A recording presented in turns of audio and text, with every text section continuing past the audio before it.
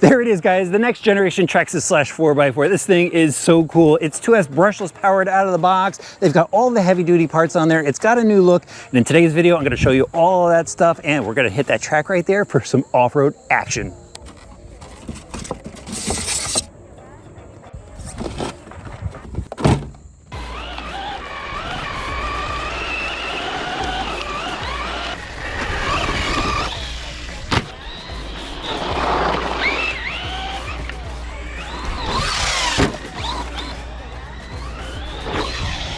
Let's dive into this new slash 4x4, starting with the body. Same shape and style that we've seen before, but they've got new graphics. There's the red version that we have here, green, as you can see on the box art, and the major changes, they got rid of the body clip. Something we've been asking for. There are the panels up top where the undermount clips attach to, and you just have to slide your hand into the wheel well, pop the clip, and do that on all four corners. You can take the body off. Take a look at the new wheel color. It's a dark gray, looks really good on all four corners.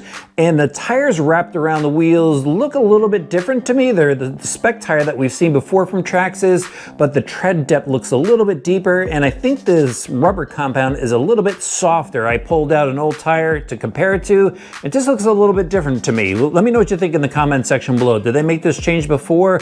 Not sure. Onto the truck itself, we've got the heavy duty parts bolted onto this. So this truck is equipped with the heavy duty shock towers, front and rear. They're molded in blue, which is really cool. They also have the heavy duty caster blocks and the steering knuckles, and the heavy duty arms that are molded in their cold weather material. It's a really durable setup. And I noticed that they went with fixed links on this truck. The rears look like what we've seen before. And then this front camber link looked a little odd to me. They've got these little arcs in them. And at first I wasn't sure what it was for. It seemed a little bit flexible to me, but then I realized that that is just clearance for the drive shaft yoke. So I understand why they did that, and fixed links means you don't have to worry about any camber changes when you crash the truck. Oil-filled shocks in the front, longer travel shocks in the rear, cold weather arms in black in the rear, and then the HD outer hubs, which are much bulkier than the previous versions. Inside the hubs and steering knuckles are oversized seal bearings, and they went to a larger bearing because they now have the max duty drive shafts, which are much thicker than the previous version drive shaft. And then the stub axles out to the wheels are 6mm thickness, and then they have cast metal 12mm hexes, so that's a nice upgrade to this. The rest of the driveline has been carried over. They've got the Revo spec diffs, there's a Revo spec slipper clutch. The center shaft has actually been swapped out for their composite shaft. I wish they kept the aluminum one in there, and that's actually a pretty easy swap if you want to go upgrade it later. The truck has their waterproof electronics, the 2056 standard servo up front, swinging the dual crank steering, sealed receiver box with the TQ receiver inside, and then the big change, the new brushless motor and speed controller combo. This is the BL-2s system. New look to the speed controller. It's got a nice heat sink on top.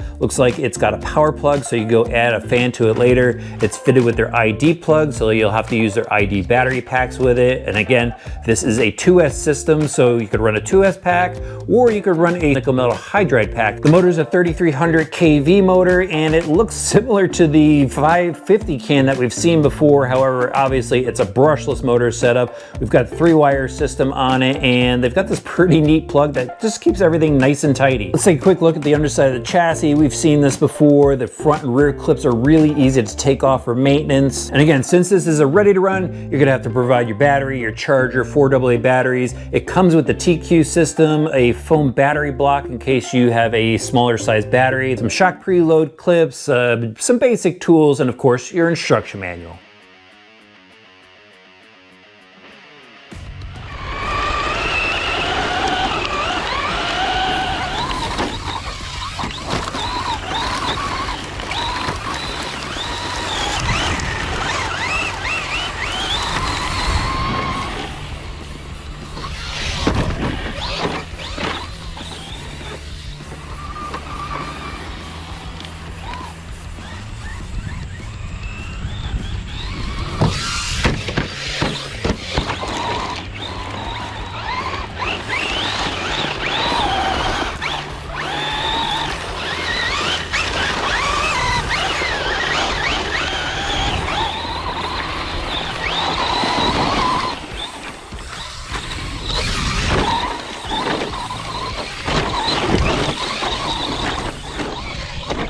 All right, guys, let's take it for a lap around the 8-scale track. A little big for this truck, but we're just gonna have some fun. Oh, some ruts in that turn. easier with the big jumps. Just let it float. It is getting a little air under it. I noticed that. But it's quick. For a 2S pack, that's really good. Nice. Hit the brake right around the turn. Rotates nice. Float off that jump. Oh, power slide through that turn. Quick through the S. Cross over.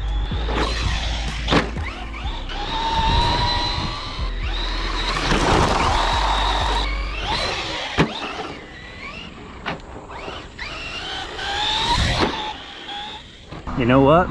Maybe a spec 4x4 class would be really good with these trucks. If you've decided you're getting into the hobby now and going to do so with a Traxxas /4x4, now is the best time you could have ever picked. This new version of the truck is pretty awesome. They've got all the heavy duty parts on there to make it a really durable truck. They've bulked up some of the drivetrain parts so that can handle more power later on down the road. And right now it's pretty quick with this brushless system that they have in there. You could run nickel metal hydride packs on it. You can run your 2S packs on it. It's just going to be a lot of fun, great to learn on, and it does pump out a lot of action. And if you want later on down the road, you could put more power in this. I would recommend upgrading the center drive shaft when doing that. I'd also recommend maybe putting the aluminum shock caps on. But this truck is just well built for you to have a lot of fun with it right now and then grow into it later. And if you're already into the hobby, it's still a great truck. I mean, I've been driving for a really long time and I had a blast just ripping on this thing in the dirt parking lot, taking laps around the track. Traxxas makes a fun short course truck, and I really like this generation of the truck. It's priced just a little bit more. They kept the prices down for us, and I think a lot of hobby shops are going to recommend this for people looking for short course fun. I'll have links for it in the video description below.